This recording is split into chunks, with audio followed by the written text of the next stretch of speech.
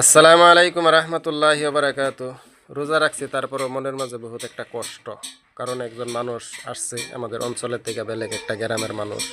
তো এই মানুষটারে মানে রাস্তাঘাটে পাইলে আমি কিছু পয়সা টয়টা দিতাম, বাজার ঘাটে পাইলে কিবা খাওয়াইতাম।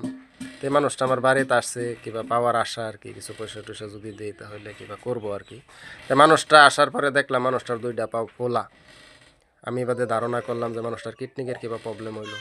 তার বাদে জিজ্ঞাসা করছি যে আপনার যে একজন ভাই আছে, তো কোটিপতি মানুষ, এই ভাইটা কি আপনারা দেখে না? পরে বলছে যে বগলদা গেল, আমার সাথে কথা বলে না।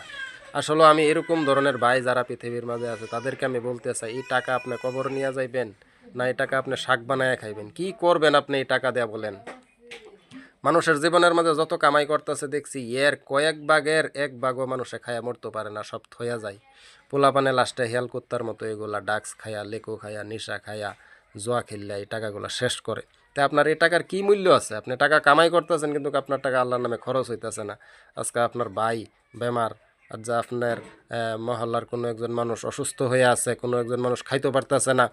আপনি যদি মুসলমান হয়ে থাকেন তাহলে আপনার টাকা কি কেন এইগুলা এই উম্মতের পিছনে খরচ হইতেছে না?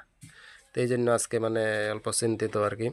তো এই ধরনের যারা আছে, আমরা অল্প বুঝি, আমাদের এই মাল থাকবো না একদিন। হাদিস শরীফের মাঝে আছে, মাল আপনার জামানত আছে, আপনার ছেলের জামানত নাও থাকতে পারে, আপনার নাতিনের জামাতানি আপনার সম্পদ সব কিছু শেষ হয়ে যেতে পারে। এটা আমাদের বাস্তব চোখের মাঝে আমরা দেখতেছি। কিন্তু এই ধরনের যারা আমরা আছি, কৃপণ কারণের স্বভাব নিয়ে যারা আছি, আমরা অল্প চিন্তা ফিকির করি। আমরা এই যে রমজান মাস আসছে, কত মানুষ খাইতে পারতেছে না, কত মানুষ ইফতারের জন্য পয়সা নাই। আমরা কিছু উম্মতের কাছে খরচ করি, মানুষের দরে দরে আমরা কিছু মাল নিয়ে যাই। এই রোজার মাসটা হয়েছে কামাই করার মাস, আখেরাত কামাই করার মাস হয়েছে এই রমজান মাস। তো এই জন্য ভিডিওটা যদি ভালো লাগে সবাই সাবস্ক্রাইব করবেন, লাইক করবেন, মন্তব্য আপনার কমেন্টের মাধ্যমে জানাইবেন। আর এই চ্যানেলটারে সবাই দয়া মায়া করে চ্যানেলটার পাশে সবাই থাকবেন ইনশাল্লাহ, আশা করি।